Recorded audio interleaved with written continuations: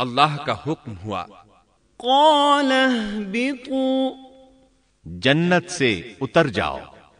مزید فرمایا، بعضكم لبعض عدو وَلَكُمْ فِي الْأَرْضِ مُسْتَقَرٌّ وَمَتَاعٌ إِلَى حِينٍ۔ تم آپس میں ایک دوسرے کے دشمن ہوگے اور تمہارے واسطے زمین میں رہنے کی جگہ ہے اور ایک وقت تک نفع حاصل کرنا ہے۔ اللہ نے مزید فرمایا، قال فيها تحيون وفيها تموتون ومنها تخرجون۔ فرمایا تم وہیں زندگی بسر کرو گے اور وہیں مرو گے اور وہیں سے دوبارہ نکالے جاؤ گے۔ قرآن مجید کے دیگر مقامات میں بھی اس قصے کی تفصیل موجود ہے۔ مثلاً فرمایا، وَلَقَدْ عَهِدْنَا إِلَىٰ آدَمَ مِن قَبْلُ فَنَسِيَ وَلَمْ نَجِدْ لَهُ عَزْمًا۔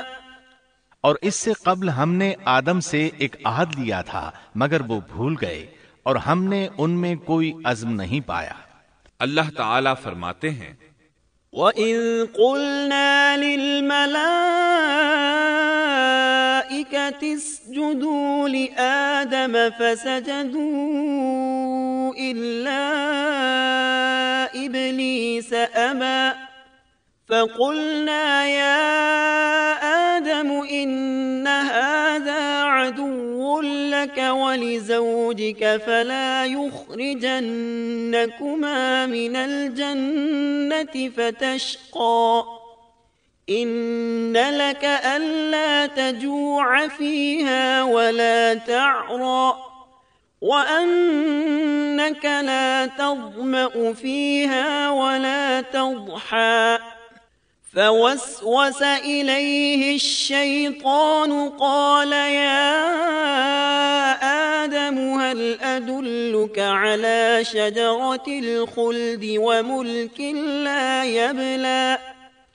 اور جب ہم نے فرشتوں سے کہا آدم کو سجدہ کرو تو ابلیس کے سوا سب نے سجدہ کیا، اس نے صاف انکار کر دیا۔ تو ہم نے کہا اے آدم یہ تیرا اور تیری بیوی کا دشمن ہے، خیال رکھنا ایسا نہ ہو وہ تم دونوں کو جنت سے نکلوا دے اور تو مصیبت میں پڑ جائے۔ یہاں تو تجھے یہ آرام ہے کہ نہ تو بھوکا ہوتا ہے اور نہ ننگا، اور نہ تو یہاں پیاسا ہوتا ہے اور نہ دھوپ سے تکلیف اٹھاتا ہے۔ لیکن شیطان نے اسے وسوسے میں ڈال دیا، کہنے لگا میں آپ کو دائمی زندگی کے درخت اور وہ بادشاہت بتلاؤں جو کبھی پرانی نہ ہو۔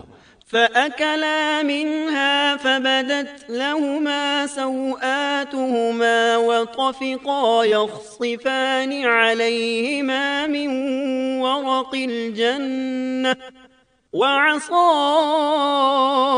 آدَمُ رَبَّهُ فَغَوَى ثُمَّ اجْتَبَاهُ رَبُّهُ فَتَابَ عَلَيْهِ وَهَدَى۔ قال اهبطا منها جميعا بعضكم لبعض عدو فإما يأتينكم مني هدى فمن اتبع هداي فلا يضل ولا يشقى ومن أعرض عن ذكري فإن له معيشة ضنكا ونحشره يوم القيامة أعمى۔ چنانچہ ان دونوں نے اس درخت سے کھایا، پس ان کے ستر کھل گئے اور وہ بہشت کے پتے اپنے اوپر چپکانے لگے۔ آدم نے اپنے رب کی نافرمانی کی، پس بہک گیا۔ پھر اس کے رب نے نوازا، اس کی طرف توجہ فرمائی اور اس کی رہنمائی کی۔ حکم ہوا تم دونوں یہاں سے اتر جاؤ، تم آپس میں ایک دوسرے کے دشمن ہو۔ اب تمہارے پاس جب کبھی میری طرف سے ہدایت پہنچے تو جو میری ہدایت کی پیروی کرے نہ تو وہ بہکے گا نہ تکلیف میں پڑے گا۔ ہاں، جو میری یاد سے روگردانی کرے گا اس کی زندگی تنگی میں رہے گی، اور بروز قیامت ہم اسے اندھا کر کے اٹھائیں گے۔ آدم علیہ السلام زمین پر اترے اور اپنے رب سے توبہ کے کلمات سیکھ لیے۔ وہ کلمات یہ ہیں: ربنا ظلمنا انفسنا وان لم تغفر لنا وترحمنا لنكونن من الخاسرین۔ اے ہمارے رب، ہم نے اپنا نقصان کیا، اور اگر تو نے ہم پر مغفرت و رحمت نہ فرمائی تو ہم خسارہ اٹھانے والوں میں سے ہو جائیں گے۔ آدم علیہ السلام زمین پر اترے اور ان کے ساتھ حوا علیہ السلام بھی اتری، اور ان کے ساتھ ہی ابلیس کو بھی اتارا گیا۔ یہ کس جگہ پر اترے اس بارے میں اختلاف پایا جاتا ہے، لیکن ابن عباس رضی اللہ عنہ کی بات راجح محسوس ہوتی ہے کہ آدم علیہ السلام کو ہند میں اور حوا علیہ السلام کو جدے میں اتارا گیا۔ جب آدم علیہ السلام اتر آئے تو حوا علیہ السلام کی تلاش شروع کر دی، زمین میں ان کی تلاش میں سرگرداں ہوئے۔ آخر کار میدان عرفات میں دونوں کی ملاقات ہو گئی۔ چونکہ میدان عرفات میں دونوں نے ایک دوسرے کی معرفت حاصل کی تھی اور ان کا آپس میں تعارف ہوا تھا، لہٰذا اسی مناسبت سے اس میدان کا نام عرفات مشہور ہو گیا۔ پھر اللہ تعالیٰ نے زمین کے اندر انسانوں کو پھیلانا شروع کیا اور زمین کو مردوں اور عورتوں سے آباد کر دیا۔ امام طبری رحمت اللہ علیہ بیان کرتے ہیں کہ حوا علیہ السلام نے آدم علیہ السلام کے لیے 20 ولادتوں میں 40 بچوں کو جنم دیا۔ ہر بار 2 بچوں کو جنم دیتی تھی، ایک لڑکا ہوتا ایک لڑکی۔ سب سے پہلا جوڑا قابیل اور اس کی بہن قمیم کا تھا۔ پھر انسانوں کی افزائش شروع ہوئی، آبادی میں اضافہ ہونے لگا۔ اللہ نے آدم علیہ السلام ہی کو ان کا نبی متعین کر دیا۔ وہ انہیں دین سکھاتے رہے۔ اس وقت تمام لوگ موحد تھے، خالص توحید کو اپنانے والے تھے، یعنی کان الناس امۃ واحدہ، تمام لوگ ایک ہی امت کے تھے، ان میں شرک کا شائبہ بھی نہ تھا۔ ابن جریر اور ابن کثیر رحمہم اللہ نے ابو موسیٰ اشعری رضی اللہ عنہ کی روایت بیان کی ہے، اللہ نے جب آدم علیہ السلام کو جنت سے زمین پر اتارا تو انہیں ہر چیز کی کاریگری اور صنعت کا علم تھا۔ جب وہ اترے تو عالم بھی تھے، لباس میں ملبوس بھی تھے، کام کاج کے تمام طریقوں سے باخبر بھی تھے، لوہے، آگ، لکڑی اور کپڑے کے استعمال سے بھی بخوبی واقف تھے۔ ہمارے برعکس وہ ان کاموں کو اپنی ابتدا ہی سے جان چکے تھے، کیونکہ ہم سب لوگوں کا حال یہ ہے کہ جب تک سکھایا نہ جائے ہمیں کچھ نہیں آتا۔ آج کے دور میں بعض افریقی قبائل کے افراد وحشیانہ اور غیر مہذب زندگی گزارتے ہیں۔ علماء کا کہنا ہے کہ یہ لوگ زمین پر رہنے والوں میں سے گمراہ ترین انسان ہیں۔ انہوں نے بہترین زندگی ضائع کر دی اور گھٹیا زندگی کو پسند کیا۔ تہذیب و تمدن کا آغاز چونکہ ابتدائے آفرینش سے ہے، اس لیے ہر انسان کی فطرت میں تہذیب کی سوجھ بوجھ موجود ہے۔ بہرحال آدم علیہ السلام کے بعد انسانی مخلوق کی تعداد روز بروز بڑھتی چلی گئی اور انسانی کمزوریوں کی بنا پر گناہ شروع ہو گئے۔ زمین پر سب سے پہلے ہونے والی معصیت قابیل کے ہاتھوں اپنے بھائی حابیل کے قتل کی صورت میں سامنے آئی۔ اللہ تعالیٰ نے قرآن مجید میں قابیل اور اس کے بھائی حابیل کا قصہ بیان کیا ہے۔ قابیل قرخت اور درشت طبیعت کا مالک تھا، جبکہ اس کا بھائی حابیل رحم دل اور نرم طبیعت تھا۔ قابیل کھیتی باڑی کرتا تھا اور حابیل مویشی چراتا تھا۔ حابیل کے نرم دل ہونے کی ایک وجہ اس کا بکریاں چرانا تھا، کیونکہ ایک چرواہا اپنی بکری کو بھوکا دیکھ کر اسے چارہ کھلائے بغیر نہیں رہتا، نہیں وہ کسی بکری کو پیاسا دیکھ کر اسے بھول جاتا ہے۔ اپنے جانور پر اس کی طاقت سے زیادہ بوجھ بھی نہیں لادتا۔ بنی نوع انسان کی تعداد میں اضافے کے لیے اس وقت ایسا قانون تھا جو اب حرام ہے، اور وہ ہے بہن کے ساتھ نکاح۔ چونکہ اس وقت کے سب لوگ آدم علیہ السلام کی حقیقی اولاد تھے اور آپس میں بہن بھائی تھے، اس لیے اس وقت کی شریعت کی روح سے قابیل اپنے ساتھ جڑواں پیدا ہونے والی بہن کے سوا کسی دوسری بہن سے شادی کر سکتا تھا، اور اسی طرح حابیل اپنے ساتھ جڑواں پیدا ہونے والی بہن کے علاوہ کسی دوسری بہن سے شادی کر سکتا تھا۔ اس کی صورت یہ تھی کہ قابیل کی شادی حابیل کی بہن سے ہو اور حابیل کی شادی قابیل کی بہن سے ہو، لیکن ہوا یہ کہ حابیل کی بہن خوبصورتی میں قابیل کی بہن سے کم تھی، اس لیے قابیل نے حابیل کی بہن سے شادی کرنے سے انکار کر دیا اور اپنی جڑواں بہن سے شادی کی خواہش ظاہر کی، لیکن ایسا کرنا آدم علیہ السلام کی شریعت میں حرام تھا۔ آپ نبی بھی تھے اور رسول بھی۔ رسول اور نبی میں فرق یہ ہے کہ رسول پر شریعت اور احکام نازل ہوتے ہیں، لیکن نبی پر شریعت نازل نہیں ہوتی، البتہ اس کی طرف وحی نازل ہوتی ہے اور معجزات عطا کیے جاتے ہیں، جبکہ شریعت صرف رسولوں ہی پر نازل کی جاتی ہے۔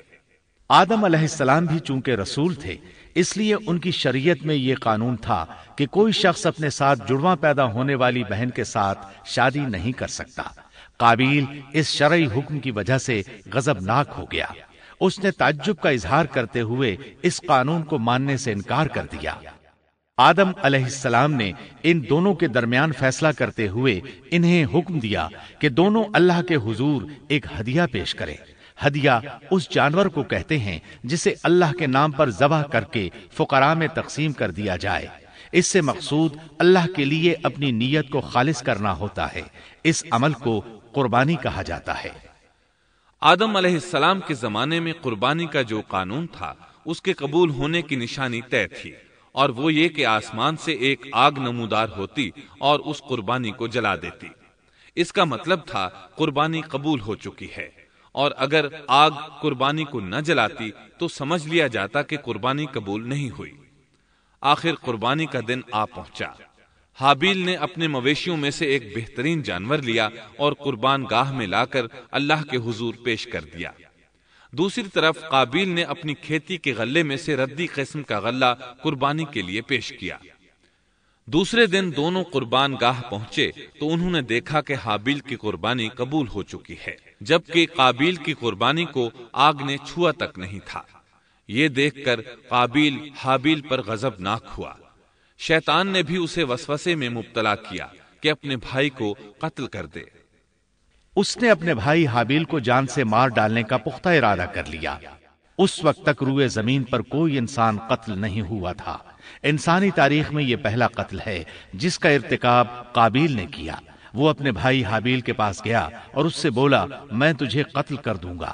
جواب میں حابیل نے کہا، اگر تو مجھے قتل کرنے کی کوشش کرے گا تو میں اپنے دفاع میں ہاتھ نہیں اٹھاؤں گا، اس لیے کہ میں چاہتا ہوں تو اپنے دیگر گناہوں کے ساتھ میرے قتل کا گناہ بھی اٹھا لے، تیرے گناہ زیادہ ہو جائیں۔ چنانچہ ایک تاریک رات میں حابیل سویا ہوا تھا کہ قابیل ایک بڑا سا پتھر اٹھا کر اس کے پاس آیا۔ اس نے وہ پتھر اپنے بھائی کے سر پر دے مارا۔ اس طرح اس نے حابیل کو قتل کر دیا، روئے زمین پر قتل کی ابتدا کر دی، زمین کو پہلے خون سے رنگ دیا۔ تاریخ انسانی میں یہ سب سے پہلا جرم تھا جو قابیل کے ہاتھوں ہوا۔ قتل تو وہ کر بیٹھا، اب حیران اور پریشان ہوا کہ اس کی لاش کا کیا کرے۔ اس وقت تک نسل انسانی موت سے بھی دوچار نہیں ہوئی تھی۔ آدم علیہ السلام کی اولاد میں سے اس وقت تک کوئی فوت نہیں ہوا تھا، اس لیے قابیل کو معلوم نہیں تھا کہ مردے کے ساتھ کیا کیا جائے۔ اسی کشمکش کے عالم میں اس نے بھائی کی لاش کو کمر پر اٹھا لیا اور چل پڑا۔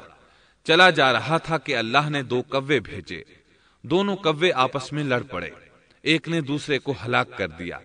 اب زندہ کوا مٹی کھودنے لگا۔ اس طرح اس نے ایک گڑھا تیار کر لیا، مردہ کوے کو اس میں رکھا اور اوپر مٹی ڈال دی۔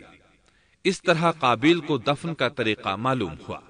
اس نے بھی گڑھا کھودا اور حابیل کی لاش کو اس میں دبا دیا۔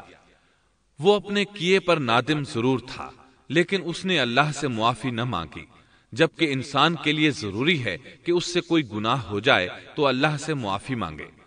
قابیل اور حابیل کے درمیان جو مکالمہ ہوا، اللہ تعالیٰ نے اس کا ذکر سورہ مائدہ آیت 27 تا 29 میں کیا ہے۔ اللہ فرماتے ہیں، وَاتْلُ عَلَيْهِمْ نَبَأَ ابْنَيْ آدَمَ بِالْحَقِّ إِذْ قَرَّبَا قُرْبَانًا فَتُقُبِّلَ مِنْ أَحَدِهِمَا وَلَمْ يُتَقَبَّلْ مِنَ الْآخَرِ قَالَ لَأَقْتُلَنَّكَ قال إنما يتقبل الله من المتقين لئن بسطت إلي يدك لتقتلني ما أنا بباسط يدي إليك لأقتلك إني أخاف الله رب العالمين إني أريد أن تبوء بإثمي وإثمك فتكون من أصحاب النار وذلك جزاء الظالمين۔ آدم علیہ السلام کے دونوں بیٹوں کا کھرا کھرا حال بھی انہیں سنا دو۔ ان دونوں نے ایک نذرانہ پیش کیا، ان میں سے ایک کی نذر تو قبول ہو گئی اور دوسرے کی قبول نہ ہوئی تو وہ کہنے لگا میں تجھے مار ہی ڈالوں گا۔ اس نے کہا اللہ تقوی والوں ہی کا عمل قبول کرتا ہے، گو تو میرے قتل کے لیے دسترازی کرے لیکن میں تیرے قتل کے لیے ہرگز اپنا ہاتھ نہیں بڑھاؤں گا۔ میں تو اللہ تعالی پروردگار عالم سے خوف کھاتا ہوں، میں تو چاہتا ہوں کہ تو میرا گناہ اور اپنا گناہ اپنے سر پر رکھ لے اور دوزخیوں میں شامل ہو جائے، ظالموں کا یہی بدلہ ہے۔ اس کا مطلب یہ تھا کہ تیرے اور گناہوں کے ساتھ میرے قتل کا گناہ بھی تیرے ذمہ لگے اور تو ظالموں میں سے ہو جائے۔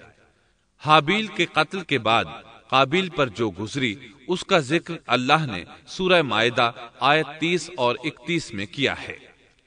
فطوعت له نفسه قتل أخيه فقتله فأصبح من الخاسرين فبعث الله غرابا يبحث في الأرض ليريه كيف يواري سوءة أخيه قال يا ويلتى أعجزت أن أكون مثل هذا الغراب فأواري سوءة أخي فأصبح من النادمين۔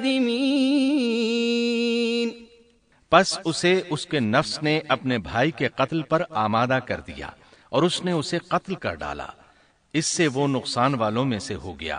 پھر اللہ تعالیٰ نے ایک کوے کو بھیجا جو زمین کھود رہا تھا تاکہ اسے دکھائے کہ وہ کس طرح اپنے بھائی کی ناش کو چھپا سکتا ہے۔ وہ کہنے لگا ہائے افسوس، کیا میں ایسا کرنے سے بھی گیا گزرا ہو گیا کہ اس کوے کی طرح اپنے بھائی کی لاش کو دفنا دیتا۔ پھر تو بڑا ہی پشیمان اور شرمندہ ہوا۔